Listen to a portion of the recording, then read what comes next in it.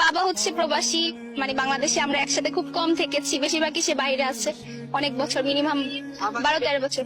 বাবাকে তো অনেক বেশি মিস করি, কারণ আমার বাবা প্রবাসী। আমি দেখা গেছে আমার ফ্রেন্ডসদের দেখতাম যে তাদের বাবা মারা নিতে আসে একসাথে, কিন্তু আমার বাবা কখনোই আসে নাই। কিন্তু আমার বাবা আমাকে অনেক বেশি ভালোবাসে, আমিও যেমন তাকে অনেক বেশি ভালোবাসি। বাবা আমার সবসময় অনেক বেশি ফ্রেন্ডলি, বাইরে থাকলেও দেখা গেছে কথাবার্তাতে আমরা সবসময় ফ্রেন্ডলি ছিলাম। আমি সবকিছু নির্দ্বিধায় আমার বাবার সাথে শেয়ার করতে পারি।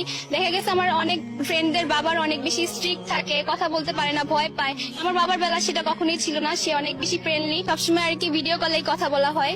আর এবার কয়েকদিন আগে আমি ফার্স্ট টাইম আমার বাবার সাথে আর কি রোজা রাখতে পেরেছি। দেখা গেছে আমার বাবা, আমি যখন 5 বছর ছিলাম তখনই চলে গেছে, তো আমি সারা জীবন আমার বাবার সাথে যে রোজা রাখবো, ঈদ করবো, সেই সময়টাই পাইনি। ফার্স্ট টাইম 2-3 বছর আগে আর কি আমরা একসাথে রোজা রাখছি, ঈদ করছি। তো এটা অনেক অবাক করা বিষয়, মানে যেগুলো মানুষের কাছে নর্মাল একটা জিনিস যে বাবার সাথে ঘুরবে ফিরবে, এটা আমার কাছে অনেক বিলাসিতার বিষয়, যে আমার বাবা যদি কোথাও নিয়ে যায়, এটাই অনেক।